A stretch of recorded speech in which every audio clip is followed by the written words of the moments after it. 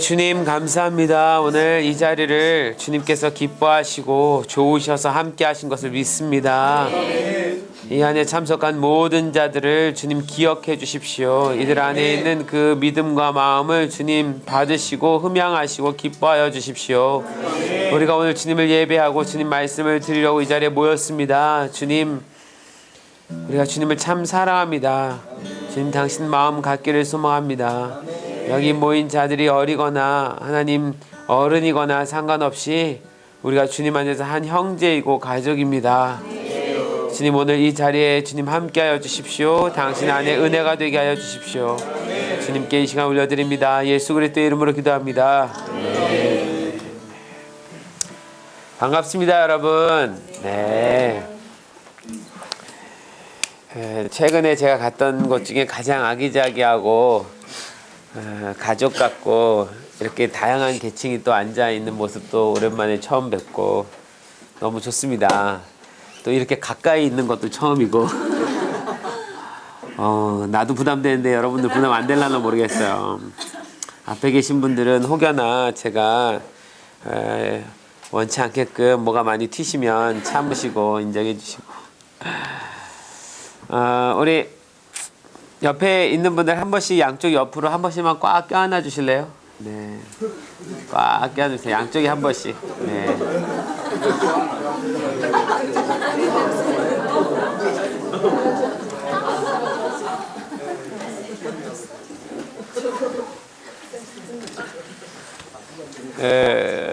여러분의 존재를 알게 된 거는 재작년이었는데 애나골의 그 청년들을 재작년에 저희가 제주도 갔을 때 좀 봤었어요. 그때 봤던 친구들은 여기 별로 없어 보인다. 이제 학교 가고 막 그렇게 했을 것 같은데. 네? 아, 변했어요? 그새. 혹시 그때 오셨는데 지금 변장하고 오신 분 손 들어보세요. 맞네. 아니, 없었는데. 고치고 온 건 아니죠? 네. 어머나, 그랬구나. 그때 나는 학생들로 봤는데 벌써 청년이 됐군요. 어머나, 세상에나. 그렇군요. 네. 그래서 낯설었군요. 하여튼, 그때 처음 애나골에 여러분들 보고, 와, 이 친구들은 대체 뭘까? 얘는 어떻게 예배를 이렇게 배웠을까? 이렇게 뜨거울까? 최근에 되게 뜨거운 청소년들을 본 적이 없어서 그래서 그때 관심이 갔었고 그랬는데 2년이 지나서 이제 제가 오늘 이 자리에 이렇게 오면서 여러분들 전체를 다시 다 한꺼번에 봐서 너무 좋고요. 괴산에 이런 주님 나라 안에서 크고 작고가 없거든요. 주님은 당신이 좋아하는 사람이 있는지 없는지가 문제예요. 그러니까 하나님은 한 사람을 찾으신다고 하신 분이기 때문에 제가 성경에 보면서 시편 말씀 중에 두 번 그 말씀 나와요. 내가 이 땅을 두루 살피다가 나를 찾는 사람이 있는가 보시려고. 하나님이 찾으신 한 사람이 있어요. 하나님 보려고. 하나님은 다수를 얼마나 많은 사람들이 모였는지에 관심 있는 게 아니라 자기를 찾는 한 사람이 있느냐가 문제인 거예요. 뭐 교회 모임들 이런 거 엄청 많잖아요. 뭐 수천 명, 수백 명 뭐 모이는 데도 있을 수 있고. 근데 하나님의 관심은 수만 명이 모이고 수천 명이 모여도 그 중에 진짜 자기를 찾는 사람이 한 사람이 있느냐예요. 그럼 여기에 모인 여러분들이 정말 하나님을 찾는 사람이라면 하나님은 이곳에 너무 관심이 있을 수밖에 없고 하나님 사랑이 여기 머물 수밖에 없습니다. 예수님이 여기 오실 수밖에 없어요. 오셔야만 돼요. 믿으십니까? 예수님이 하신 말씀이 있어요. 두세 사람이 내 이름으로 모인 곳에 내가 그들과 함께 하겠다. 믿으시죠? 네. 두세 사람만 모여도 된다. 내 이름으로 모인 곳이라면 여기서 예수님의 이름으로 모였다라는 말이 예수를 그냥 안다, 예수를 내가 믿는다 이렇게 고백하는 정도의 수준이 아닌 거예요. 예수님의 이름을 걸고요. 예수님도 당신의 이름을 걸고 오셔서 우리를 위해서 십자가 못 박혀 죽으셨잖아요. 그 이름으로만 구원을 받을 수 있는 거잖아요. 그 이름이 천하 만민 가운데 가장 복되고 높은 이름이잖아요. 그 뜻, 그 이름, 그 의미 아는 사람, 그건 정말 주님을 사랑하는 거죠. 그 이름을 들었을 때 가슴이 뛸 수 있는 사람이요, 마음이 뜨거운 사람이요. 물어볼게요. 예수님 이름 들으면 가슴이 뛰어요, 안 뛰어요? 많이 뛰어요, 많이 안 뛰어요? 매일 뛰어요, 어쩌다 뛰어요? 어쩌다는 이따금 뛰어요, 종종 뛰어요? 이따금. 너 이따금이라도 뛰면 넌 성공한 거야. 요즘 니 나이 너 몇 살이야? 중1. 중1 나이에 예수님 이름 듣는데 가슴 뛰는 애들 어디서 찾아보겠어요? 어쩌다가 뛰긴 뛰지? 오늘도 좀 뛰어봐. 예수님 이름 듣는데 가슴이 뛰는 거 그거 쉬운 일 아니거든요. 제가 요즘 예수님의 이름을 말하고 고백하고 듣고 설교하고 하는데도 제 안에서 가슴이 뛰지 않는 것 때문에 굉장히 힘든 시간을 보냈어요. 이제 다시 제 안에서 예수님에 대한 마음 다시 저도 불러일으키고 있는데 목사기는 한데 목사라고 특별한 거 없더라고요. 목사니까 주님이 특별히 사랑하시고 그런 거 없는 거 맞죠, 목사님? 네, 하나도 아니더라고요. 목사도 어느 날 보면 예배 못하고 있고 목사도 어느 날 보면 기도 안 하고 있고 어느 날 보면 예수님 이야기 맨날 떠들고 있는데 내 가슴이 뛰지 않고 그러니까 내가 예수님에 대한 이야기에 가슴이 뛰지 않는데 뭘 전할 수 있으며 뭘 나눌 수 있을까? 그러니까 주님을 찾는 사람은 자기 예수의 이름을 듣고 예수님에 대해서 말할 때 정말 흥분되고 가슴 뛰는 그 사람을 찾는 거죠. 그 사람이 두 사람만 있다면 그 사람이 세 사람만 있다면 내가 그들 중에 내가 함께 할 거다. 내가 같이 있을 거다. 이건 예수님의 약속이니까 예수님은 거기에 오실 수밖에 없어요. 우리가 예수님을 와달라고 요청할 필요도 없어요. 그냥 내가 예수님을 찾는 사람이 오는 거란 말입니다. 그분 오셔야만 돼요. 안 오면 예수님의 문제가 있는 거예요. 우리의 문제는 있는 게 아니라. 예수님이 약속하신 거니까요. 여기 두세 사람은 있는 거죠. 네. 그래서 애가 복되죠. 그 예수님이 여기 오실 수밖에 없는 공간입니다. 세상의 시각과 세상의 눈으로 보면 지금 기독교가 지금 한국 교회들이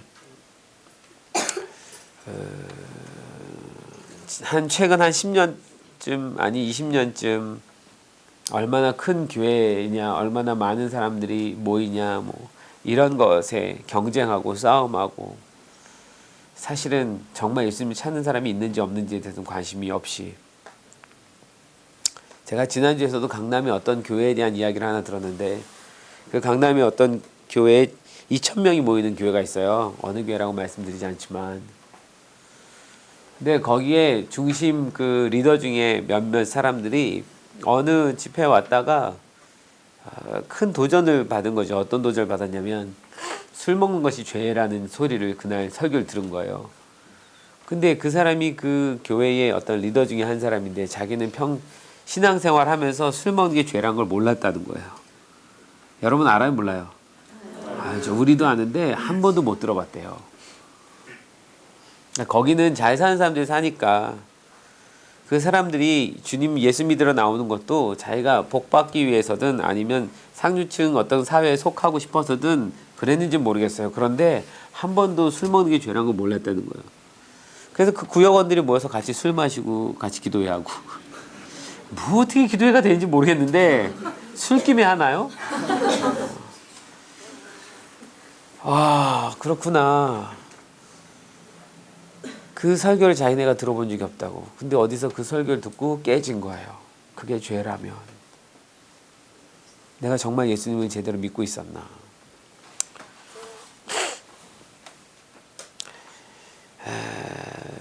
사람들이 생각할 때는 어디가 더 멋지고 어디가 더 풍요롭고 어디가 더 환상적이고 뭐 이럴지 모르겠지만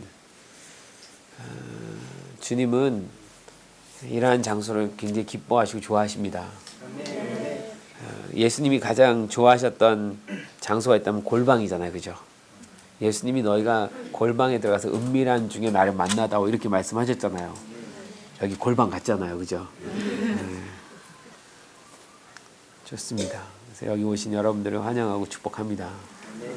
아, 얘네는 무슨 생각으로 와서 앉아 있을까요? 참 이게 이렇게 어린아이부터 이렇게 청소년, 청년, 장년, 어르신들까지 같이 예배 드리는 이건 정말 주님이 더 기뻐하십니다. 아주 특별한 기쁨이 있어요. 주님한테요. 주님에게요. 3대가 함께 예배하는 것에 대한 하나님의 특별한 은혜가 있는데 그냥 이곳에 모인 것 자체만으로도 은혜가 있다고 믿습니다. 우리 잘 오셨고요. 옆 사람한테 한 번만 여기 예수님이 함께 계시대 이렇게 한 번씩만 얘기해 주세요.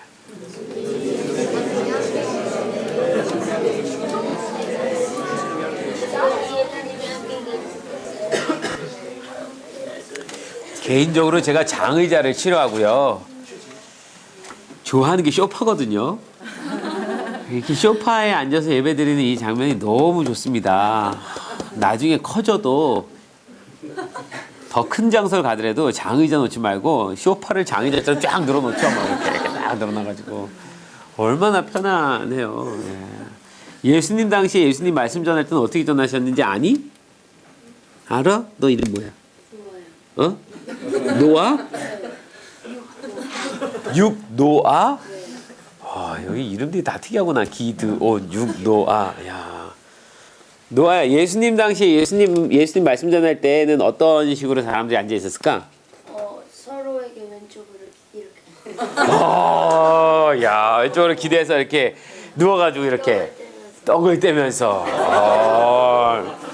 그렇구나. 뭐 다 알아요, 육노아. 야. 그 당시에 예수님 뭐 제자들하고는 정말 더 편안하죠. 만약에 그런 식으로 우리가 예배 드린다고 그러면 다 이단이라고 그럴 거예요. 이 시대에. 예수님도 이단 취급받으시. 제가 가만히 어느 날 생각해 봤어요.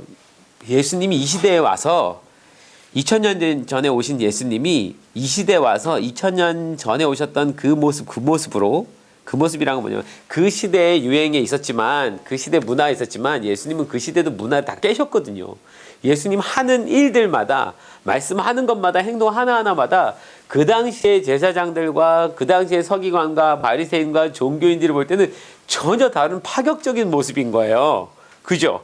그래서 욕도 먹고 와서 시험도 당하고 뭐 그래서 사실 예수님을 좋아하지 않았잖아요.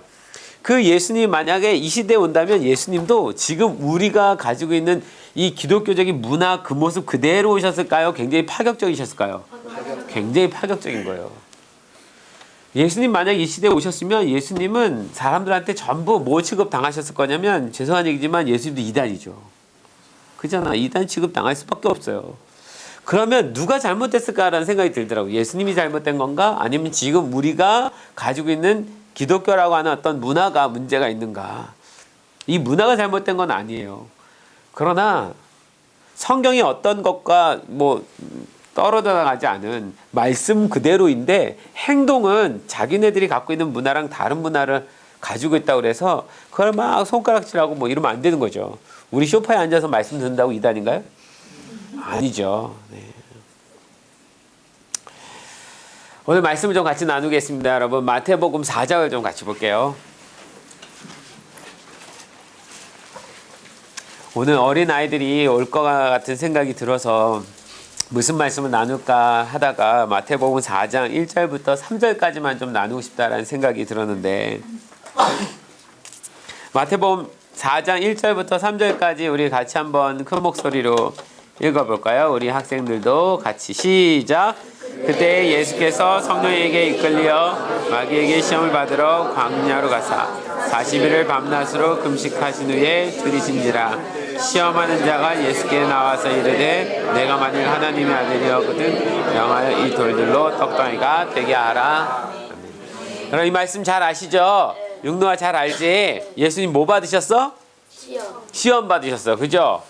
예수님 시험 받았는데 내가 하나 묻고 싶어요. 예수님이 시험 받아도 돼? 안 돼? 안 돼요?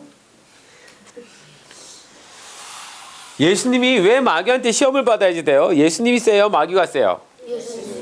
그럼 예수님 마귀를 데려다가 시험하면 모를까? 왜 예수님이 마귀한테 시험을 받아야 되지? 시험 여러분 학교에서 노아야 학교 갔을 때 너 시험 볼 때 그거 지켜보고 있는 사람이 선생님이야? 딴 사람이야? 선생님이지. 네가 지켜보고 선생님이 시험 보지 않지.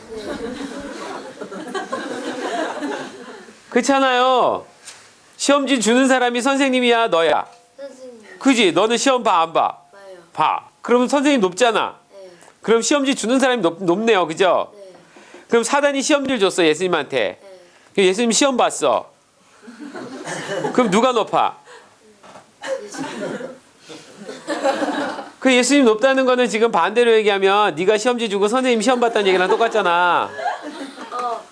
그 예수님이 시험 받으신 이유는 어, 막 그때 예수님이 시험을 받으러 가셨을 때 어. 마귀가 모든 권세를 다 잡고 있었어요. 오, 야, 우리 박수 한번 쳐줘요. 야,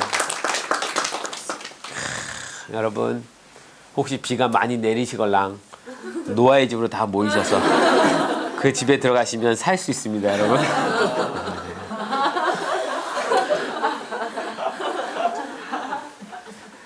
참 맞죠, 맞죠. 근데 우리가 생각할 때 예수님이 시험을 받는다는 것이 굉장히 사실 이상해요. 그리고 예수님을 시험 받으러 가게 하신 분이 누구예요? 성령께서 성령님이 이끌어가서 마귀한테 지금 가시잖아요. 그래서 그때라고 표현했을 때 이 그때는 언제냐? 요 앞장 3장에 있었던 이야기예요. 3장에서 무슨 일이 있었냐? 예수님이 요단강에 가서 세례 요한에게 뭘 받으십니까? 세례를 받잖아요. 아, 이것도 묻고 싶다. 이것도 누구한테 물어볼까? 우리 아주 눈이 이렇게 큰 우리. 넌 이름 뭐야? 찬양이. 형제. 여기 형제야. 그렇구나. 여기 이름 좀 평범한 이름 갖고 있는 애 없어? 찬양아. 예수님이 세례 요한 누군지 알아요, 몰라요? 알아요. 알죠. 세례 요한에게 예수님이 세례 요한에게 세례를 받았잖아, 그지?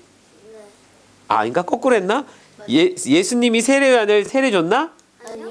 세례 요한에게 세례를 받았지. 네. 근데 사실 세례 요한이 높아, 예수님 높아? 예수님이요. 그럼 세례를 줘도 요한이 예수님 줘야 돼, 예수님이 요한을 줘야 돼. 예수님이 요한이요. 근데 왜 거꾸로 세례 요한에게 인간에게 예수님이 세례를 받았지? 시험하시려고? 시험하시려고 누구를? 세례 요한을?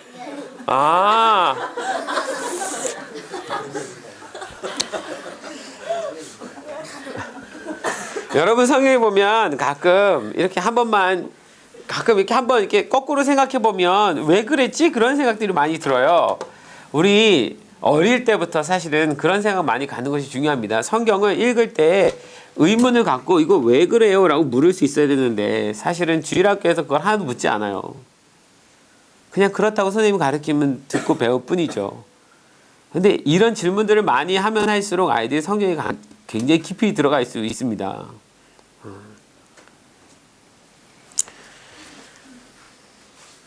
우리 아들이 9살짜리가 있는데 어느 날 저한테 묻더라고요. 아빠, 헌금을 내면 그 헌금을 하나님 받으셔? 그렇지, 헌금 내면 하나님 받으시지. 그럼 우리가 주일날 헌금 내면 하나님 와서 가져가?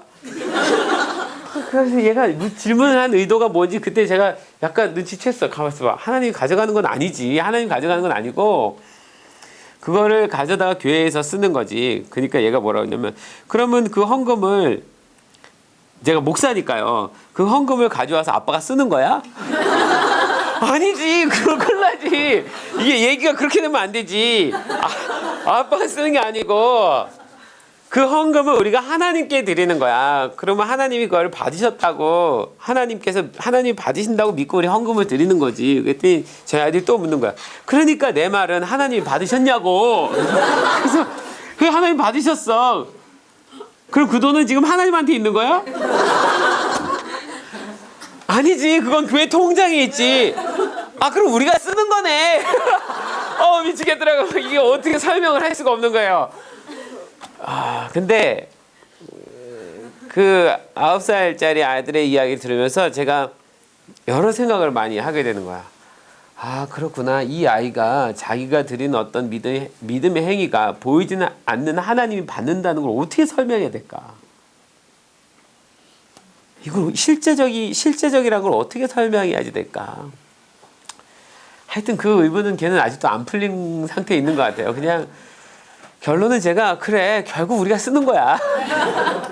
근데 우리가 쓸 때 하나님이 이런 곳에 썼으면 좋겠다라는 마음 들 때 그때 거기다 쓰는 거야. 그래서 하나님 잘했다. 내가 쓰고 싶은 곳에 네가 썼구나. 결국 우리가 쓰는 거야. 그리고 끝이 났어요. 결국 걔는 헌금을 사람이 쓰는 것으로 이해하고 끝났어요 지금.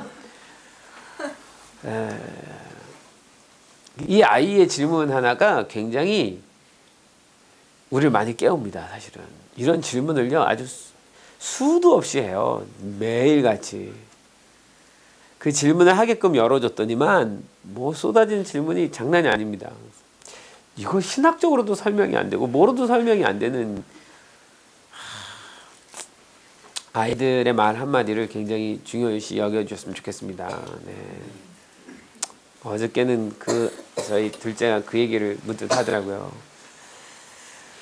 아빠 결국 온 세상 사람들이 다 아담과 하와에서 시작됐으면 다 가족이잖아. 가족이지. 형제잖아. 형제지. 그럼 북한도 같은 친척이잖아. 친척이지. 근데 왜 싸워? 그럼 북한도 우리 결국은 한 가족이라고 말하면 그러면 되는 거 아니야? 그치? 근데 대통령들이 그거를 서로 왔다 갔다 하게끔 그렇게 안 해줘. 제가 그렇게 북한에 있는 대통령도 이쪽에 있는 대통령도 서로 오고 가게 하기는 힘들어. 왜 가족인데? 그럼 나는 이 다음에 커서 꼭 그걸 할 거야. 뭔데? 우리는 가족이라고 북한에 가서 얘기할 거야.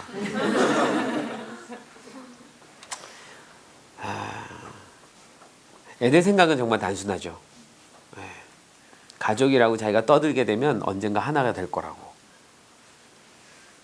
여기 있는 아이들한테 제가 질문을 던지면서 이렇게 얘기를 하는 이유는 이 아이들의 생각이 우리보다 훨씬 더 깊을 때가 있습니다.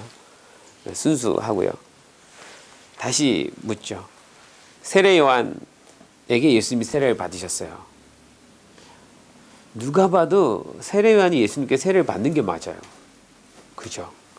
세례 요한도 자기가 예수님에게 세례를 받고 싶지 어떻게 자기가 그 하나님의 아들이 되시는 그분에게 세례를 줄 수 있겠어요. 굉장히 마음이 어렵죠. 이건 또 그렇다 치고. 어쨌든 세례를 받으셨습니다. 이걸 풀려면 시간이 다시 걸리기 때문에 요 질문은 다음에 넘어가고. 예수님께서 세례를 받으셨어요. 세례 받자마자 하늘이 열리면서 무슨 소리가 들렸죠? 이는 내 사랑하는 아들이요 내 기뻐하는 자다. 그게 어디서 들렸어요? 하늘에서 소리가 들린 거예요. 그러면 그 당시에 그 소리를 다 들었을까 안 들었을까요? 거기 있는 사람들은 다 들었죠. 들었으니까 기록했겠지. 하늘에서 소리가 들린 거예요. 내 사랑하는 아들이다. 하나님이 그렇게 말씀하신 거 다 들었죠. 그래서 예수님이 하나님의 아들이라는 것을 사람들이 그때 처음 듣는 거예요. 처음 들은 거죠. 세례 요한도 처음 들은 거예요. 예수님이 이 땅에 태어나셨을 때 마국간에 오셨을 때 동방박사들이 오고 목동들이 와서 예물 드리잖아요. 예물 드릴 때 와 이분은 하나님이 이 땅에 보내신 메시아다라는 얘기 그때 들었어요. 그죠? 그때 마리아도 처음 그 얘기를 듣고 마음에 가슴에 담아두었어요. 그 이후로는 그런 얘기를 한 번도 들은 적이 없어요. 30년 동안 그냥 어린아이처럼 자랐고 30살이 되도록 자라신 거예요. 공식적으로 하나님의 아들이다 이런 이야기 들어본 적 없어요. 그것도 하늘로부터. 이제 예수님에 대해서는 얘가 예수님이라는 이 아이가 자라나가면서 좀 비범한 것 같았지만 사람들 속에 다 잊어버리고 그냥 한 청년으로 자라난 30세에 그냥 예수님인 거예요. 근데 오늘 처음 공식적으로 하나님의 아들이라는 소리를 지금 들은 거예요. 그걸 듣자마자 성령님이 그때가 그런 말이에요. 그때가 듣자마자 성령님이 데리고 어디 가셨어요? 광야로 가버린 거예요. 뭐 받으러? 시험 받으러. 목적은 뭐 받으러 가냐면 시험 받으러 가는 게 목적이에요. 왜 하나님의 아들이라는 소리를 듣자마자 시험 받으러 가냐? 기분 나쁘게. 예수님 시험 받는데 기분 좋아 안 좋아 노아야? 안 좋지. 왜 예수님 시험을 받아야 돼? 예수님 시험 받을 이유가 뭐 있어? 찬양아, 예수님 시험 받은 기분 좋아 안 좋아? 안 좋지. 예수님 시험 안 받았으면 좋겠어? 받았으면 좋겠어? 안 받았으면 좋겠지. 넌 시험 받았으면 좋겠어? 안 받았으면 좋겠어? 사단이 와서 막 너 막 유혹하고 막 시험하고 막 이런 거 너 했으면 좋겠어? 안 했으면 좋겠어? 안 했으면 좋겠는데 해 안 해? 오지 마라 오지 마라 오지 마라 그런다고 안 와? 와? 그지? 예수님도 그걸 아는 거예요. 예수님이 우리가 그런 시험 받는다는 거 아는 거예요. 그 예수님도 인간으로 우리랑 똑같이 나도 너희처럼 시험을 받아. 근데 왜 예수님이 시험을 받으셨냐면 당신도 시험을 받을 수 있다는 얘기를 하는 거예요. 예수님이 나도 시험을 하는데 니네 시험하는 거는 너무 당연한 거 아니냐? 그지 찬양아? 예수님도 시험 받는 거랑 우리가 시험 받는 건 너무 당연한 거죠. 시험 받는 자체는 문제가 아니에요. 예수님이 내가 시험 받았는데 내가 이겼잖아. 너희도 시험 받고 이기면 되잖아. 이거 설명하는 거지. 예수님은 지금 우리한테 그걸 설명해 주고 싶은 거예요. 예수님이 시험 받은 이유는 우리가 시험을 받으니까 예수님도 똑같은 우리의 그 모습이 되셔서 우리가 시험 받는 장소에 똑같이 들어가셔서 나도 사람으로 인간으로 니네가 시험 받으니까 나도 이렇게 받는 거야. 그런데 예수님은 인간으로서 시험 받는 존재로서 어떻게 시험을 이길 수 있는지를 설명하시는 거예요. 그래서 예수님이 이 일을 허락하신 거예요. 만약에 이 땅에 오셔서 저는 예수님이 이 시험을 받지 않았다면 예수님 나랑 전혀 별개의 분처럼 느껴질 것 같아요. 그분은 하나님의 아들이니까 그분이 시험 안 받는 거 너무 당연하지. 그분은 시험 안 받지만 우린 인간인 거야. 우린 시험 받는 존재인 거야. 이렇게 생각했을 거예요. 그런데 이걸 보면서 와 예수님도 시험을 받았는데 예수님 나처럼 시험을 받았는데 와 사단도 예수님을 시험할 수 있는 거구나. 근데 예수님이 시험을 뭘로 이겼냐는 거예요. 말씀으로 이겼어요. 저는요 이 말씀을 보면서 옛날에는 얘네만 할 때는 막 그 있잖아. 우리 아들도 요즘 어디서 봤는지 모르겠는데 자꾸 파워레인저 하는데 파워레인저 막 이런 거 하잖아요. 파워레인저는 어디서 힘이 와가지고 다 뭐 자기 안에서 힘이 있는 힘으로 그냥 퍽 해갖고 어떤 변화 일으키든 막 그런 거 애들 이렇게 좋아하잖아요. 예수님도 그런 파워레인저 같은 힘이 있다고 생각을 한 거예요. 그 예수님이 이걸 이길 때 사실은 성경을 안 봤으면 이렇게 이해를 하고 있는 거죠. 사단이 시험하러 왔어요.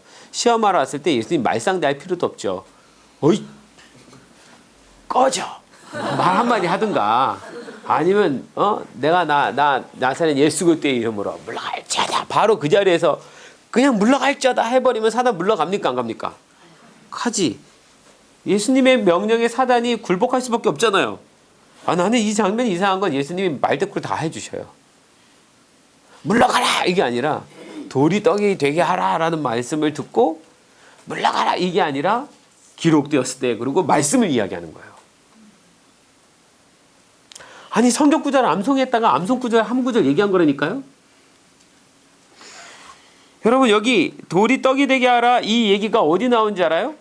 이 돌이 떡이 되게 하라 그랬을 때 만일 돌이 떡이 되게 하라 했을 때 이 다음 구절에 예수님께서 뭐라고 말씀하시면서 이겼어요? 사람이 떡으로만 살 것이 아니고 하나님의 말씀으로 살 것이니라 이 말씀하셨잖아요. 이 말씀을요 지금 예수님이 자기 안에서 지어내서 하신 말씀일까요? 이미 기록됐던 말씀이었을까요? 어디 기록되어 있어요? 신명기 어디요? 8장 2절에 보면 그런 말씀이 있죠. 내 하나님 여호와께서 이 40년 동안에 내게 광야기를 얻게 하신 것을 기억해라. 이는 너를 낮추시며 너를 시험하사 내 마음이 어떠한지 그 명령을 지킨지 아닌지 알려 하심이라. 하나님이 시험하신다고 하셨잖아요. 그래서 3절에 보면 하나님께서 어떤 거를 시험하셨느냐. 너를 낮추시고 너를 줄이게 배고프게 다 하시고 그런데 내 열조도 알지 못했던 만나를 내게 먹이신 것이 하나님께서 사람이 떡으로만 사는 것이 아니요 하나님의 입에서 나오는 모든 말씀으로 사는 줄을 내가 알게 하려고 만나를 주셨다. 여러분 만나 알아요 몰라요? 만나가 어디서 떨어진 거야? 하늘에서 먹을 게 지금 떨어진 거잖아요. 그죠? 만나 한번 먹어보고 싶죠? 진짜 살면서 만나 한 번만 먹어보면 좋겠어요. 그죠? 길에 나가는데 하늘에서 막 먹을 게 떨어져요. 좋아 안 좋아? 진짜 좋겠죠. 하늘에서 만나가 떨어지는데 하나님께서 그 만나 사건을 통해서 그 광야에 먹을 것이 있을 수 없는 그 환경 속에서 하나님 먹을 것을 줄 수 있다는 분인 거예요. 그러니까 너는 먹을 것에 대해서 걱정하지 마. 난 언제든 이런 광야에서도 줄 수 있는 분인 거야. 너희가 경작하지 않아 줄 수 있는 분인 거야. 그래서 그거는 하나님의 말씀을 지키며 살아가는 사람들에게는 언제나 줄 수 있는 거야. 그 말씀이 중요하지 먹는 게 중요한 게 아니야. 먹는 건 언제든 줄 수 있으니까 너희들이 내 말에 순종한다면, 내 말씀을 따른다면, 그래서 만나준 거는 사실은 뭘 더하라는 거예요. 말씀으로 살아가라는 얘기를 하는 거예요. 그게 하나님의 시험인 거예요 지금. 여러분, 하나님도 우리 시험합니까 안 합니까? 하시잖아요. 사단 시험해야 안 해요? 그건 잘 봐요. 똑같은 본문인데 이 본문을 가지고 사단을 시험한 거예요. 하나님은 지금 뭐에 관심 있는 거예요? 만나 먹는 것에 관심 있는 거예요? 떡에 관심 있는 거예요? 말씀에 관심을 두라는 얘기예요. 말씀에 관심을. 그거를 사단은 지금 바꿔가지고 말씀이 아니라 뭐에 관심을 두라는 거예요? 떡이요. 떡에 관심을 두라고. 그렇게 얘기하는 거예요. 근데 여러분 이걸 잘 보면 본문을 보면 마태복음 4장에 사단이 시험하다라는 이 시험하다는 단어는 영어 성경에 보면 temptation, tempt, 유혹이라는 단어로 표현하는 게 맞아요. 사실 이 시험이라고 표현한 것보다 유혹이라고 쓰는 것이 맞습니다. 이 똑같은 본문의 이야기를 반대로 신명기 8장 2장 2절 3절에 있는 하나님이 너희를 시험하신다 할 때 이 시험하신다는 tempt, 유혹하다라는 그런 단어가 아니라 테스트예요. 그래서 하나님은 우리를 유혹하시는 일이 있어요, 없어요? 없어요. 하나님 우리를 뭐 하실 분이에요? 시험, 테스트. 테스트는 넘어뜨리려고 하는 거예요? 더 세워주려고 하는 거예요? 세워주려고요. 테스트는요, 얘가 시험 보잖아요. 얘가 시험 보고 나면 자기가 몇 점짜리인지 알아요, 몰라요? 알잖아요. 자기가 자기를 알게 해주는 거예요. 테스트는요. 그래서 사실 얘네들이 학교 가서 공부하고 테스트 받았을 때 생각해 봅시다. 얘가 공부했는데 얘가 10점 맞아 갖고 왔어요. 노아가 10점을 맞아 갖고 왔는데 10점을 맞아 갖고 왔을 때 그 10점은 내가 10점짜리구나 라는 걸 이해하려고 하는 거지 10점밖에 안 되는구나 하고 낙담해서 뭐 하라는 얘기가 아니잖아요. 자기 자신을 알게 하는 거잖아요. 그럼 내가 90점을 더 향해서 가면 되겠네. 내가 더 공부해야 되겠구나. 이런 생각 갖는 거지 10점짜리 인생으로 그게 아니잖아요. 제가요 어렸을 때요 빵점을 한번 딱 맞은 적이 있어요. 음악을 빵점 초등학교 3학년 때 학교에서 풍금으로 선생님이 이렇게 도미솔 이게 1도 화음이거든요. 도파라 4도 시레솔 이게 5도 화음이에요. 1도 4도 5도 요거를 가르쳤어요. 1도 자 그래서 도미솔 딱 치면은 우리가 딱 듣고 1도 이렇게 쓰는 거예요. 도파라 딱 하면은 4도 그 세 개 중에 하나예요. 1, 4, 5 세 개 중에 하나인 거예요. 이거 15문제를 낸 거예요. 그래서 선생님이 도미솔 딱 누르면 이제 1도 1 쓰고 이렇게 해야 되는데 어쩜 그걸 15개를요 한 개도 안 먹고 다 틀렸어요. 그게 찍어도 그 중에 한 3개는 맞아야 되는 거 아니에요. 근데 완전히 다 빗나간 거죠. 그러니까 아예 들을 기가 없었던 거죠. 그 빵점 맞은 것 때문에 제가 테스트 받은 거잖아요. 지금 그게 템프테이션, 유혹입니까? 시험입니까? 시험인 거잖아요. 저는 거기서 그것을 시험으로 끝낼 수 있고 유혹으로 넘어갈 수도 있어요. 유혹은 뭐냐면 나는 안 돼. 난 음악을 절대 못하는 아이야. 나는 음악은 빵점이야. 내 인생에 음악은 없어. 노래만 들으면 난 싫어. 이렇게 되면 뭐가 되는 거예요? 유혹인 거예요. 근데 그 빵점 맞았는데 내가 안 되겠다. 내가 음악을 더 열심히 해야겠다. 막 이렇게 되면 뭐가 되는 거예요? 시험 테스트가 되는 거예요. 물론 저는 그런 생각 안 했죠. 그런 생각 가지신 분은 우리 어머님이죠. 우리 어머님이 너무 열이 받아가지고 그날로 저를 손을 딱 붙잡고 가셔서 교회 피아노 반주자 선생님 집에 데려갔어요. 그리고 저를 피아노 가르친 거예요. 초등학교 3학년 때. 피아노를 배워서 3년, 4년을 피아노를 쳤어요. 음악 그다음부터 잘할까요? 못할까요? 잘하죠. 음악 1호까지 와서 다 배웠는데. 그러니까 그 이후로 음악은 맨날 100점인 거예요. 그럼 전 테스트 잘 받은 거예요? 안 받은 거예요? 잘 받았죠. 그 음악 100점 받은 것 때문에 참 감사한 건요. 피아노를 나중에 배우고 나니까 기타 치는 것도 금방 치게 되고 노래 음감도 금방 잡게 되고 그러니까 뭐 찬양팀도 하게 되고 목회를 하는데 이 찬양과 예배에 대해서 하나님이 깊이 가르쳐 주시는 일이 된 거예요. 그래서 전 제 인생에 그 음악 빵점 맞은 게 제 목회에 얼마나 큰 도움이 되는지 몰라요. 예배를 너무 사랑하고 찬양을 너무 좋아하는 목사가 됐으니까요. 아니면 그때 만약에 거기서 그 갈림길에서 빵점에서 나는 음악은 빵점이야 라는 그 생각에 난 평생 빵점짜리 사람이야 라고 생각하고 유혹에 빠져서 나를 그냥 못살게 괴롭히고 나는 음악 할 수 없는 사람이야 이렇게 돼버렸으면 제가 목회를 하면서 제일 싫은 게 뭘까요? 찬양이 제일 싫겠죠. 그러면 교회 찬양 인도자 잘하는 사람 오면 제가 좋아할까, 이뻐할까요? 시기할까요? 그런 애 절대 안 뽑죠.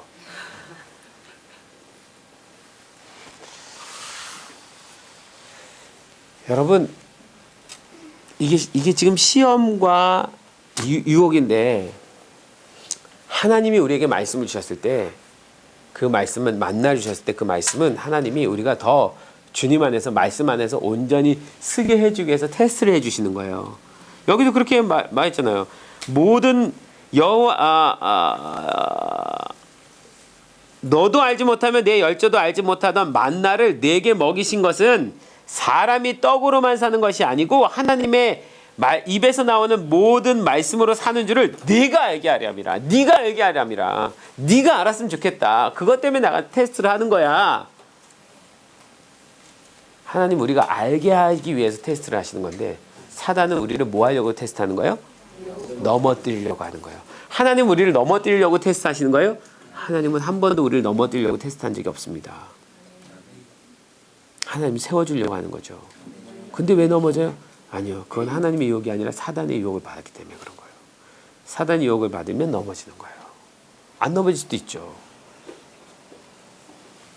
그래서 이 같은 본문을 가지고 사단은 넘어뜨리려고 온 거예요. 하나님 우리를 세워주려고 하신 말씀인데 그걸 예수님이 뭐 하셨어요? 알았어요. 그러니까 예수님이 이런 사단아 물러가라. 나는 한마디로 이렇게 해주셨으면 훨씬 좋았을걸. 그지 멋지잖아. 그럼 예수님. 그지 예수님의 능력으로 그냥 사단아 물러가라. 그러면 사단이 그 순간 연기처럼 푹 하고 사라져서 없어지면 얼마나 멋있어. 예수님이 완전히 파워레인저 짱이잖아. 울트라 캡숑 아니에요. 근데 예수님 그렇게 안 하고요. 예수님이 성경 말씀을 낭독하셨어요. 그렇죠? 신명기 8장 3절 말씀을 예수님께서 마음속에 암송하셨다가 그 3장 말씀을 이야기했어요. 말씀을 이야기하니까 사단이 뭐래요? 그 시험을 줬던 사단이 내가 졌다 이렇게 되는 거예요.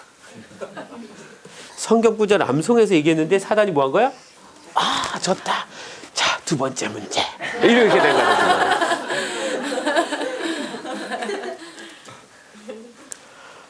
난 이 말씀이 나한테 너무 복음이에요. 예수님이 이렇게 하신 것이 내가 사단을 어떻게 이겨야 될지 아는 거예요. 사단이 오면 이 사단을 내가 어떤 영적인 힘으로 막 내가 갖고 있는 어떤 내가 주님을 사랑하는 어떤 파워를 가지고 해서 막 옛날에 너무 많이 봤어요. 우리 부모님들이 귀신 들린 사람 왔을 때 내쫓을 때 막 열 뻘뻘 흘리면서 막 땀 흘리면서 주여 메시입니다 100번 하는 거 메시입니다 메시아미 이걸 그래서 나는 사단을 막 물리치거나 막 할 때 막 온 힘을 다 주고 막 해서 그 사단이 날 무서워해야 된다고 생각하는 거야. 내가 어떤 능력이 있어가지고. 아니 사단이 날 무서워하는 게 아니에요. 뭘 무서워해요? 말씀이요. 왜? 사단은 거짓이잖아. 말씀은 진리잖아. 사단이 제일 두려워하는 건 진리예요. 진리를 무서워하는 거야. 찬양아 사단이 뭘 제일 두려워해? 진리는 못 가. 혹시 내 설교가 진리는 건 아니지? 진리. 사단은 거짓이니까 진리를 말할 수 없기 때문에 속이려 왔는데 진리를 말해버리면 할 말이 없어요. 그래서 떠나가는 거예요.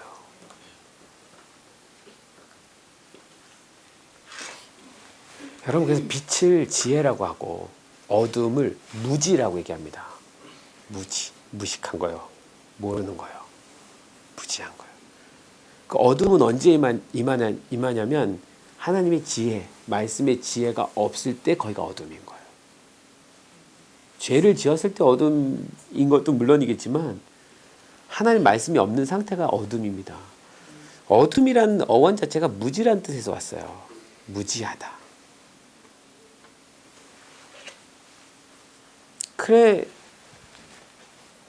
사단이 우리를 시험하러 왔을 때 우리는 진리를 얘기하면 되는 거예요. 문제는 왜 우리가 두려워 떠냐면 진리가 없는 거예요. 얘를 어떻게 상대할지 모르겠는 거예요. 사단이 날 유혹하는 것에 대해서 던질 수 있는 반대 진리가 있어야 되는데 그 진리의 말씀이 없으면 우리는 항상 넘어져요. 내가 얼마나 오랫동안 기도했느냐도 중요해요. 그런 영성도 중요합니다. 그런데 그 기도 안에 진리가 없다면 그것도 온전하지 않아요. 진리 안에서 기도가 나와야죠. 기도에서 진리가 나와야 되고요. 그러니까 사단이 제일 두려워하는 건 40일 철야했느냐 보다도 정말 주님 말씀의 진리 안에 있느냐 그걸 더 두려워합니다. 진리를 가진 사람은 어떻게 할 방법이 없는 거예요. 근데 그 진리를 갖고 있는 사람이 40일 철야하면서 기도로 영성까지 쌓았어요. 이거 뭐 어떻게 상대를 어딜 찔러야 될지 모르겠는 거예요. 뭘 어떻게 찌르든 말씀으로 대변을 해버리니까. 여러분 그래서 말씀을 사랑하고 사모하십시오. 네. 말씀 사랑하면 돼. 넌 이름 뭐지? 예찬이. 하여튼 여기는 평범한 이름이 없구나. 예찬아, 네가 이 성경 말씀을 정말 많이 알면 네 평생에 사단이 와서 널 어떻게 넘어뜨리려고 해도 넘어질 수 있을까 없을까? 없어. 넘어질 수 없어요. 말씀이 있으면요. 말씀이 없으니까 넘어지는 거예요. 제가 어렸을 때 그런 얘기 들었어요. 선생님이 무서우면 예수님의 이름으로 올라가라 이렇게 하면 된다고 그렇게 했었어요. 어렸을 때는 되긴 하더라고요. 중학교 고등학교 넘어가니까 안 돼요. 예수님 올라가라 그런데도 두려워요. 해결이 안 돼요. 청년 되니까 더 해요. 뭐가 없었어요? 결국 말씀이 없었다는 걸 알게 되는 거예요. 진리가 없었다는 걸. 진리를 알게 되니까 얘가 나한테 뭘 유혹하려고 하는지 아는 거예요. 그럼 말씀을 더, 난 이 말씀 믿어. 그러면 확 하고 가는 거예요. 이 세 번의 시험이 있는데 세 번의 시험마다 예수님이 전부 뭘 말씀하셨어요? 말씀하셨어요. 이미 구약에 있었던 성경 말씀을 예수님이 그걸 던지셨어요. 그러니까 사단이 그러니까 이게 참 이 말씀 보면 이걸 영화로 이렇게 좀 장면을 찍어서 한다면 사단이 와가지고 이렇게 까맣게 와가지고 하고서 와가지고 이제 예수님이 시험한다고 쳐요. 예수님 시험하는데 돌이 떡이 되게 하라. 네가 하나님의 아들이니까 넌 돌 떡으로 만들 수 있잖아. 네가 돌 떡으로 만들면 모든 사람들이 네가 하나님인 거 알 거 아니야. 그러니까 네 하나님의 능력을 보여봐. 예수님이 거대로 올라가라 하는 게 아니라 예수님이 다 암속으로 사람이 떡으로만 살 것이야. 하나님 말씀으로 살 것이니라. 졌다. 두 번째. 자, 네가 성벽 꼭대기에서 뛰어내려라. 그러면 예수님이 또 주 너의 하나님을 시험하지 말라. 졌다. 이거잖아요. 예수님이 어떻게 우리가 세상에서 사단의 시험을 이겨야 될지를 몸소 보여주신 거야. 힘쓰고 뭐 하는 것도 없어요. 진리죠. 말씀이죠. 이 아이 때 그 말씀을 가르치고 이 아이들이 그 말씀이 그 중심에 있으면 사단의 어떤 유혹이 오든 아이들이 이건 말씀이 없는 건데? 그러면 끝나는 거예요. 이 아이들한테 그 말씀을 가르쳐야지. 근데 우리 아이들 전부 데려다가 사실 솔직히 말씀을 가르칩니까? 영어 가르칩니까? 영어 가르쳐 나쁘는 거 아니에요. 일주일 168시간 중에 이 아이들이 말씀을 배우는 시간이 몇 시간이 되냐고요. 우리 이 아이들 전부 어디다 보내요? 세상 가서 세상 것을 배우게 하죠. 그죠? 사단이 찾아왔을 때 이길 진리의 지식을 배우는 것이 아닌 그냥 세상의 지식이요. 세상의 지식 나쁜 거 아니에요. 문제는요. 진리가 없이 세상의 지식 갖고 있으면 그 세상으로 인해서 이 아이들 다 넘어갑니다. 다 넘어가서 다 후회하는 거죠. 최근에 여기 이제 부모님들도 계시니까 제가 몇 시까지 해야 되는 거예요? 6시요. 네. 보통 이럴 때 마음대로 하십시오. 그런데 여기는 그렇게 안 하는군요. 한 50세 정도 되는 부모님들이 그렇게 울면서 저한테 찾아오는데 이유는 뭐냐면 아이들이 좋은 대학 갔다는 거예요. 근데 지금 교회를 안 나간대요.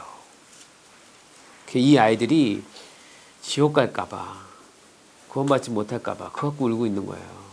그래서 제가 걷다 대고 참 뭐하긴 하지만 그러길래 이 아이가 청소년 때 왜 말씀을 안 가르쳤습니까? 왜 교회를 안 보냈습니까? 대학 간다고 주일날 예배 교회 안 가도 된다고 말씀하지 않았습니까? 당신이 그렇게 키웠지 않습니까? 목사님 어떻게 안 될까요? 너무 불쌍한 거예요. 진리를 가르친 적이 없으니까. 한국 교회, 전 제일 큰 문제가 교육 문제라고 생각합니다. 한국 교회 다음 세대 왜 죽었냐고요? 좋은 프로그램이 없어서가 아니에요. 아이들한테 말씀을 가르친 적이 없어요. 일주일에 한 번요? 1시간요? 그걸로 어떻게 세상에서 168시간을 이깁니까? 세상 공부하는 데는 밤을 새면서 학원 다니면서 배우는데 여러분 성경 공부하러 학원 다닌 적 있어요? 없어요? 제가 전도사 때 막 화가 나는 거예요. 막 전부 학원 가느라고 얘네들이 교회를 안 나오고 뭐 하고 막. 야, 내가 성경 공부 학원을 만들어 봐야겠다. 돈 받고 내가. 그럴 정도로 막 자존심이 상하는 거예요. 왜 성경을 배우려는 학원에 등록하지 않을까? 막 이런 생각. 거기에 학원에 돈을 내서 네가 성경을 배워갖고 오거라. 이렇게 말해주는 부모가 왜 없을까? 뭔가 잘못된 거 아닙니까? 이 아이들이 이 세상에서 사단의 그 모든 유혹과 싸움 가운데 어떻게 살아남으라고 진리의 말씀은 안 가르치고 세상에서 성공할 말씀들만 가르치고 다 죽이는 거죠. 노아야, 그래서 말씀 많이 배워야 돼. 그치? 네 이름이 노아지 않냐? 육적으로 살면 안 되고. 네가 태어날 땐 육으로 태어났지만 네 인생의 앞으로 인생은 노아로 사는 거야. 그치? 그래서 육노아야.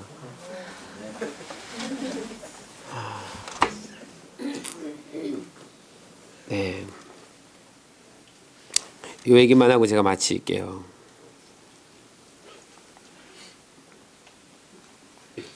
사단이 돌이 떡이 되게 하라고 얘기를 했어요. 가만히 생각했습니다. 왜 돌이 떡이 되게 하라고 했을까? 이게 단순히 배고픈 걸 해결하라고 하는 거 정도일까? 예수님 배고픈데 네가 배고픈 거 네가 떡 만들어서 먹어라. 이렇게 단순하게 질문을 한 걸까? 아니면 사단은 그 뒤에 또 속이는 무언가를 갖고 있을까? 뭔가 사단은 뒤에 속이는 거 또 갖고 있을 것 같죠. 그래서 이 돌이라는 의미랑 떡이라는 의미를 다시 한번 잘 생각해 봐야 되는데, 그래서 성경의 돌에 대한 의미를 쭉 한번 들여다봤어요. 성경에 돌에 대한 표현이 굉장히 많거든요. 이 돌이 단순한 돌을 얘기하는 게 아니에요. 돌을 빵으로 만들어라, 돌을 떡으로 만들어라. 이게 돌덩이 하나 주고 이걸 떡 만들면 되잖아. 이런 의미가 아니라 돌을 떡으로 만든다는 것이 진짜 어떤 의미가 있는지. 뭐? 돌 전체? 응? 세상에 있는 모든 돌을 다 떡으로 만들어라? 그럼 지나가다가 돌을 찾는데 그 돌이 발에 붙어갖고 떨어지지 않는 거죠. 떡이니까.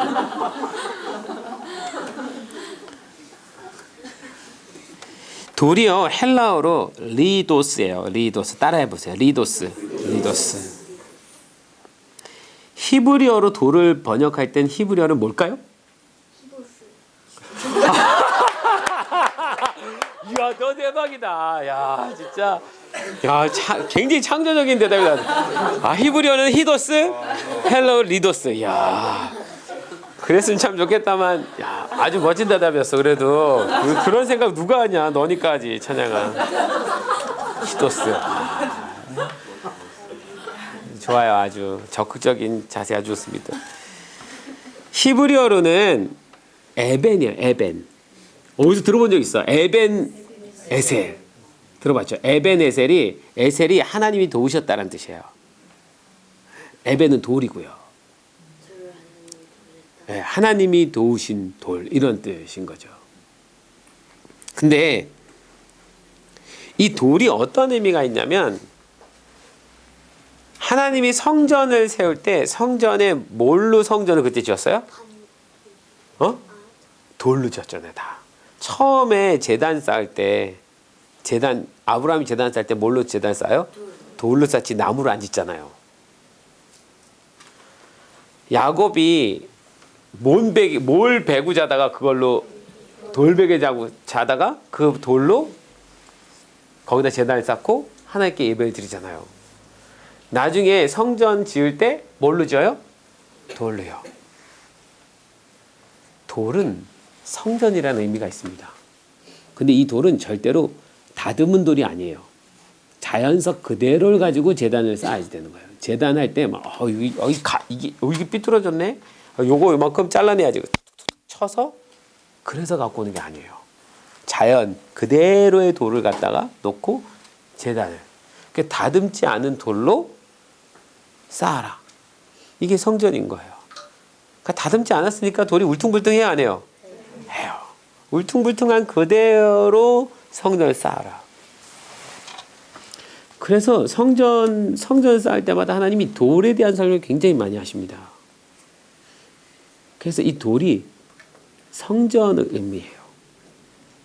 그럼 돌이 떡이 되게 하라라는 말은 사단은 뭘 하려고 하는 거예요?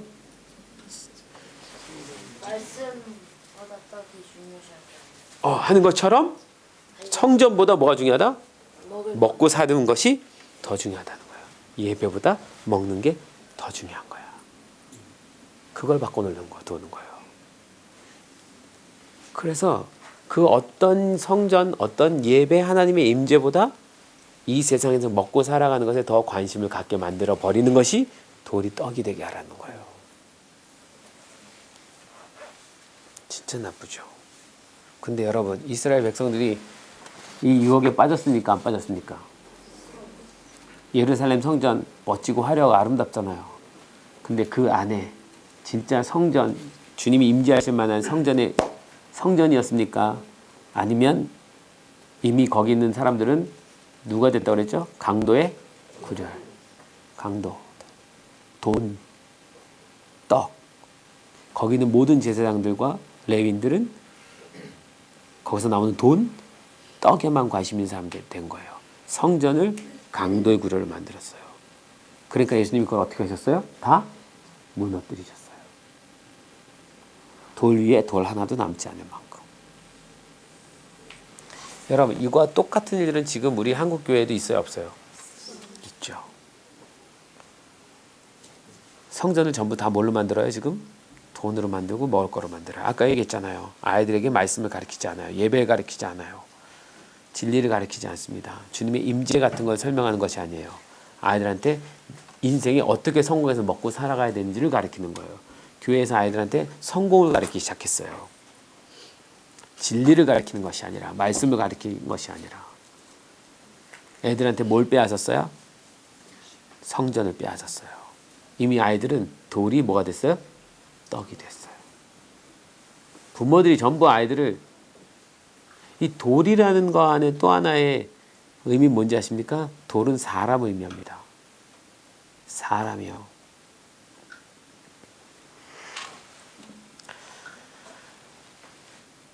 창세기 11장에 보면 인간들이 바벨탑을 쌓는 장면이 나오죠. 그죠? 인간들이 바벨탑을 쌓을 때 그때 벽돌로 돌을 대신하며 이렇게 기록되어 있어요. 벽돌로 돌을 대신하며. 바벨탑을 쌓을 때 그 바벨탑은 돌탑이 아니에요. 돌로 쌓은 게 아닙니다. 뭘 쌓았어요? 벽돌이요. 왜 바벨탑 쌓을 때 벽돌로 쌓았을까요? 더 많이 쌓기 위해서요? 아니요. 여러분, 그 전에는 벽돌이라는 것이 존재하지 않았어요. 벽돌은 뭐냐면 돌을 이렇게 흙으로 찍어가지고 돌처럼 만드는 거잖아요. 근데 벽돌은 똑같이 생겼습니까? 다르게 생겼습니까? 똑같이 생겼어요. 돌은 똑같이 생겼어요? 다 다르게 생겼어요? 하나님이요. 인간을 창조하실 땐 전부 다르게 창조하셨습니다. 성격 다르고요. 은사 다르고요. 모양 다르고요. 다 똑같은 사람이 단 하나도 없어요. 돌 같은 사람들을 창조하셨어요. 그 돌과 같은 사람들로 성전을 세워가는 거예요. 그게 하나님의 마음입니다. 이스라엘 백성에서는요. 이스라엘에 가보면 그들은 돌의 의미를 알아요. 이스라엘의 그 무덤들에 가보면 무덤 위에 돌들이 그렇게 많이 막 돌멩이들이 이렇게 많이 얹어져 있어요. 왠지 아십니까? 후손들이 그 선조들 할아버지 무덤에 왔을 때 그 무덤 위에다가 돌을 하나 이렇게 올려놔요. 무슨 의미인지 아십니까? 돌은 세대를 의미해요. 다음 세대. 내가 당신의 후손으로 지금 살아갑니다. 나는 당신의 후손입니다. 그러면서 돌을 얹는 거예요. 그 돌이 납니다. 이런 뜻이에요. 그건 히브리적 사고예요. 이스라엘 백성들은 돌을 세대로 의미하는 거예요. 내가 다음 세대입니다. 다음 세대입니다. 그래서 나중에 이스라엘 가보십시오. 그 무덤에 가보면 석판 위에 전부 돌들이 놓여져 있는 거예요. 옛날에 쉰들러 리스트 영화 보면 마지막에 유대인들이 다 살아남은 사람들이 돌아와서 그 후손들이 그 무덤에다 전부 돌을 얹는 장면이 나와요. 왜 돌을 얹을까? 내가 다음 세대입니다. 내가 당신 다음 세대의 돌이죠. 이런 의미예요. 그럼 바벨론 시대 때 돌을 지금 뭘로 찍어낸 거예요? 벽돌로. 돌은 하나님의 고유의 모습 그대로. 그대로 쓰임 받기를 원하는 건데 벽돌로 찍어낸다는 건 뭐예요? 다 똑같이 획일적으로 만들어버린다는 거예요. 노예를 의미합니다. 하나님의 고유한 모든 것을 다 빼앗겨버린 노예들이요. 생각하지 않는 진리가 없는 사단에 의해서 일률적으로 다 찍어 나오는 벽돌. 벽돌을 구웠다는 얘기는 노예가 됐다는 의미가 되는 거야. 아무 생각하지 못하는 존재. 진리가 없이 자기 은사와 자기 뭐가 없이. 미안한 얘기인데 이 시대에 우리 아이들이 돌입니까 벽돌입니까? 벽돌로 키우실래요? 짱돌로 키우실래요? 벽돌로 키우지 마세요. 하나님 주신 모든 고유한 거 다 없애버리고 다시 찍어내잖아요. 다 똑같이. 다 똑같은 걸 배우면서. 결국 이 시대의 청년들이 그래서 자기 역할 잘합니까? 이 시대의 돈의 노예가 됐습니까? 다 돈의 노예가 됐잖아요. 돌이 떡이 되게 하라? 뭐예요? 하나님 만드신 사람을 물질로 바꿔버리는 거예요. 물질로 바꿔버려요.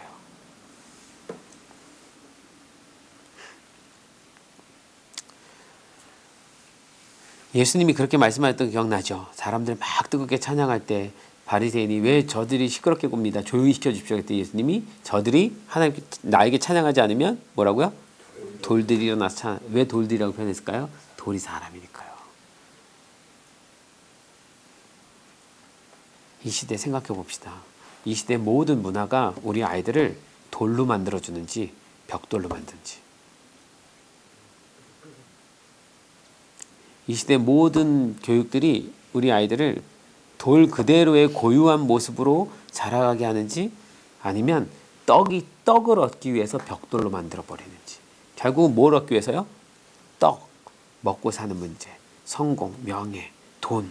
그것을 위해서 우리 아이들을 전부 벽돌로 찍어내게 만드는 거예요.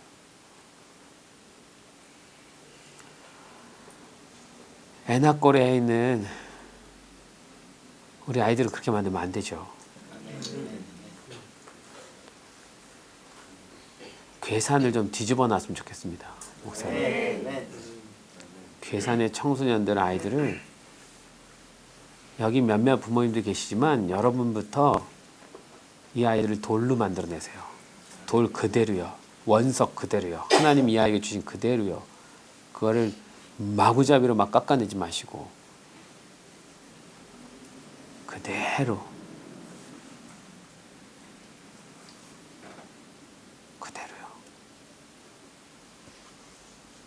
이 아이들이 하나님께 그대로 쓰임 받을 수 있게끔. 이 아이들이 돈을 벌며 살아가는 것을 걱정하며 살아가지 않게끔. 하나님 만날 주실 것을 믿는. 말씀으로 살아가면 만나는 하나님이 알아서 허락하실 것을 믿는. 근데 자기 스스로 하나님의 공급하심이 절대 없기 때문에 내가 노력해서 뭔가를 해야 되는 아이로 만들지 말란 말입니다. 그걸 깨는 곳이 되어주세요. 여기서부터 시작하면 돼요. 그래서 여러분의 자녀들이 뭔가 다른 거예요. 이게 세상에서 보다 뭐가 다르지 도대체? 뭔가 다르긴 달라요.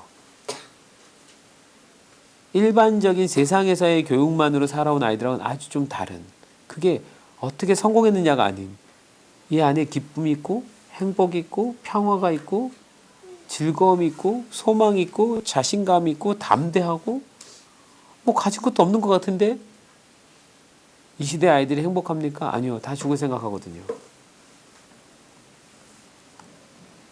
생명 있는 아이들이 필요해요. 자기 친구들 가운데 생명을 잃어버린 아이들에게 생명이 가면 생명은 번져갑니다. 따뜻한 손으로 찬 손 만져주면 그 손이 따뜻해져요. 그런 아이들을 만들어서 보여줘야 되는 거죠.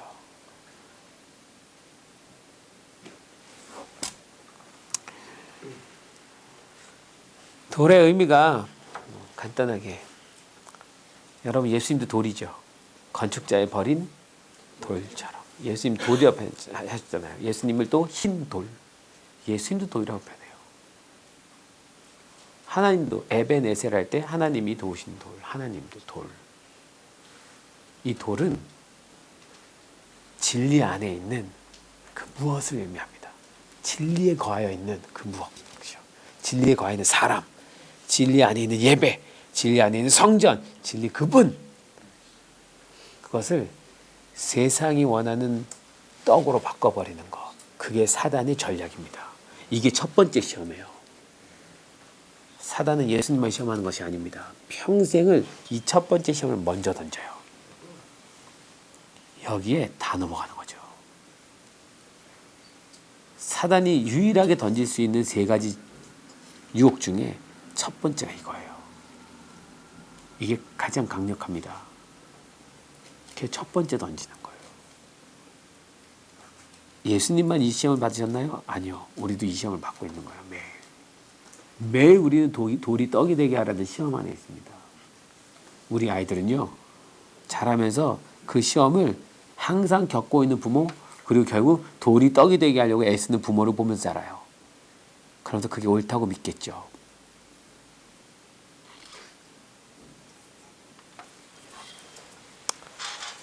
네, 결론을 맺죠.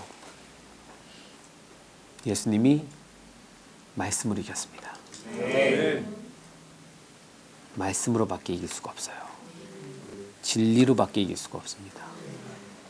이 아이들이 돌 그대로, 성전 그대로, 예수님 안에서, 하나님의 은혜 안에서 살아갈 수 있는 방법, 이 아이들에게 진리를 주면 절대 떡이 되지 않아요.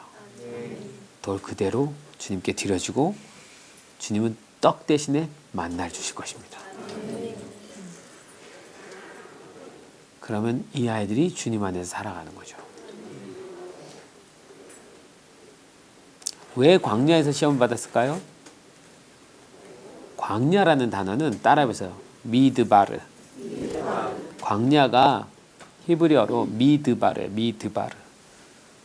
미는 뭐뭐로부터 라는 뜻이고, 드바르는 다바르라는 말씀이라는 뜻이에요. 다바르, 말씀. 그러면 미드바르는 합치면 말씀으로부터. 광야라는 단어 자체가 말씀으로부터라는 단어예요. 광야에 가면 뭘 들을 수 있다? 말씀을 들을 수 있다. 광야는 어떻게, 광야는 저희도 광야 가봤지만 광야 너무 힘들어요. 떼약 볕이고 뭐하고 뭐 힘들어요. 먹을 거 없어요. 물 없어요. 지쳐요. 경작할 수 없어요. 뭐 없어요. 아무것도 없는 곳이에요. 그러나 거기 뭐가 있어요? 말씀하시는 하나님이 계신 거예요. 성경 말씀 모세에게 주실 때 어디서 주셨어요? 광야에서요. 세상의 모든 것들이 다 아무것도 없는, 애굽이라는 세상에 필요한 모든 것이 아무것도 없는 곳에 갔을 때 비로소 뭐가 들려요? 말씀이 들려요. 그리고 그 말씀 가운데 있을 때 만나가 오는 거예요. 광야는 축복된 곳이에요. 말씀이 오는 곳이에요. 우리 아이들에게 광야를 안 주려고 하는 게 문제예요. 이 집 출애굽할 때 이스라엘 백성들이 야 광야에 나가면 먹을 거 하나도 없는데 우리 아직 자식 어떻게 데리고 나가냐. 그리고 그냥 애굽에서라도 애굽은 물이라도 있잖아. 나일강도 있는데 뭐 물고기를 잡아먹으면 되는데 광야는 아무것도 없어. 광야 나갔다가 먹을 거 없으니까 맨날 하는 일이 우리 애굽으로 다시 보내달라 이 얘기하는 거잖아요. 말씀이 없으니까 그 소리 하는 거예요. 자꾸 세상에 있는 어떤 것으로 가려고 하는 거죠. 말씀만 있으면 돼요. 그럼 반석에서 물을 내시고 하늘에서 만나를 내리시는 하나님 계십니다. 아이들 데리고 광야로 좀 나가세요. 아이들한테 광야를 좀 보여주세요. 아이들도 좀 힘든 괜찮아요. 주님이 도우신다는 거 믿으면 됩니다. 마지막으로 이해를 하고 마칠까요? 제가 이번에 이사를 했어요. 이사는 저한테 여러 가지 의미가 있는데 30살 때 제가 살던 저희 집이 주인집이 술 먹고 도박으로 날려가지고 제가 전세로 살던 저희 집이 이제 경매로 넘어가 버렸죠. 그리고 한 푼도 받지 못하고 거리에 쫓겨났습니다. 그때 제 아들이 큰애가 1살 때예요. 아주 막막했죠. 전 그때 세상이 처음 두려웠으니까. 목회를 위해서 살아오고 전도사 생활을 10년을 했는데 그 마지막에 결론이 그렇게 된 거니까요. 앞이 깜깜하더라고요. 앞으로 어떻게 살아갈지 모르겠더라고요. 세상이 두려워지더라고요. 근데 그때 진짜 하나님 한번 믿어보고 싶었어요. 그때 광야라는 생각이 처음 들고 나 광야로 진짜 나갈게요. 하나님 알아서 해주세요. 그리고 제 아내랑 둘이 손잡고 약속한 게 이왕 이렇게 된 거 내가 10년 동안 당신에게 한 푼도 갖다 주지 않을 거야. 난 뭐 교회 사역하고 뭐 다 사역을 할 건데 난 사례를 받지 않을 거야. 사례 안 받고 10년을 살아보고 싶어. 주님이 우리를 먹이나 안 먹이나. 우리에게 살 집을 주시나 안 주시나. 이 아이를 먹이나 안 먹이나. 나는 주의 일을 하는데 주님이 날 먹이나 안 먹이나. 나 이거 한번 보고 싶다. 이거 내가 모르면 나이 40이 됐을 때 또 이런 일 생기면 난 두려워서 주님 떠날 것 같아. 난 정말 광야 만나를 경험하고 싶어. 내 아내한테 울면서 얘기를 했는데 내 아내가 그렇게 하래요. 그렇게 했습니다. 10년 동안이요. 그때는 뭐 어느 목사님 집에 정말 한 평짜리 방에서 6개월을 살아보기도 하고 교회 지하실에서 살아보기도 하고 누가 집 여기 가서 잠깐 살려면 거기서 잠깐 살고 집 없이 떠돌아다녔죠. 그걸 겪었던 첫 애가 있거든요. 그 18살짜리 아이는 그렇게 떠돌이 생활을 다 했죠.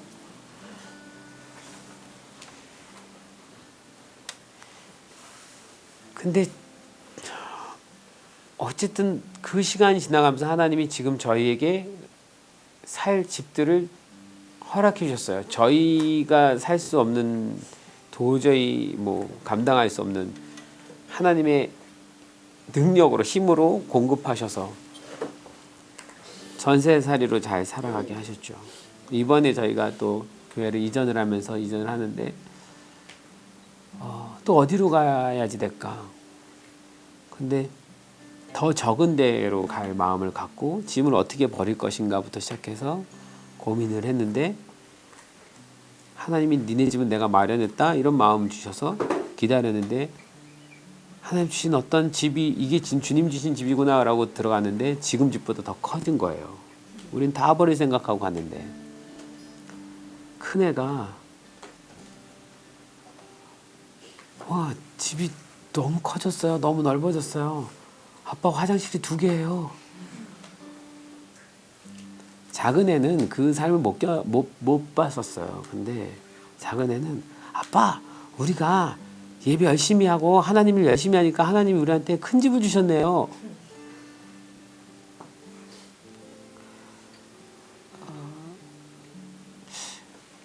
그 집을 굉장히 이렇게 기뻐하는 제가 큰 아들과 작은 아들을 보면서 큰 아들은 아는 거예요. 이게 우리가 가질 수 있는 어떤 것이 아닌 하나님이 주시는 거라는 거예요. 얘는 어렸을 때부터 너무 다 봐왔기 때문에.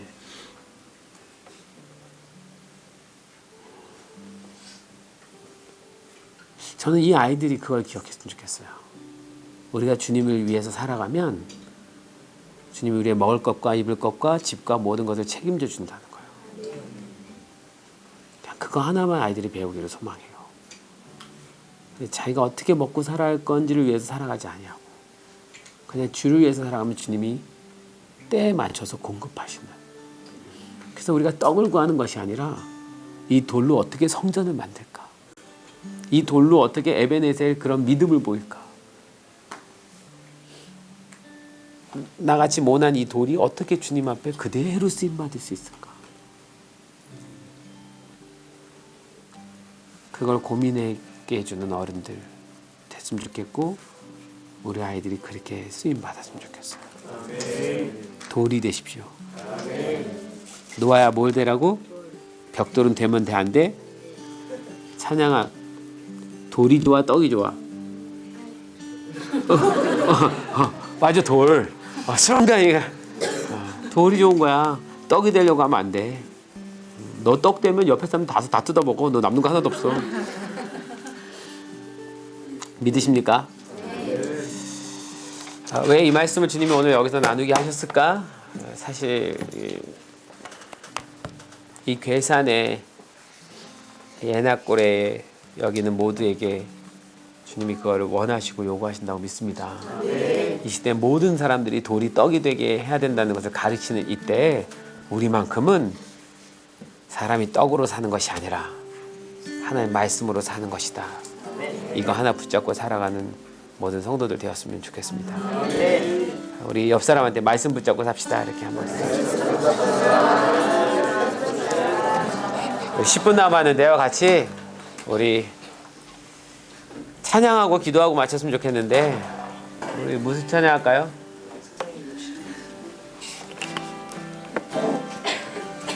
우리 같이 좀 찬양할까요? 우리 일어나서 찬양할까요? 나의 힘으론 그것들 모두 이길 수 없네. 거대한 폭풍 가운데 위축된 나의 영혼 어디 할 바를 몰라 헤매이고 있을 때 주를 손을 들고 찬양 전쟁은 나에게 속한 것 아니니 주를 찬양 손을 들고 찬양 전쟁은 하나님께 속한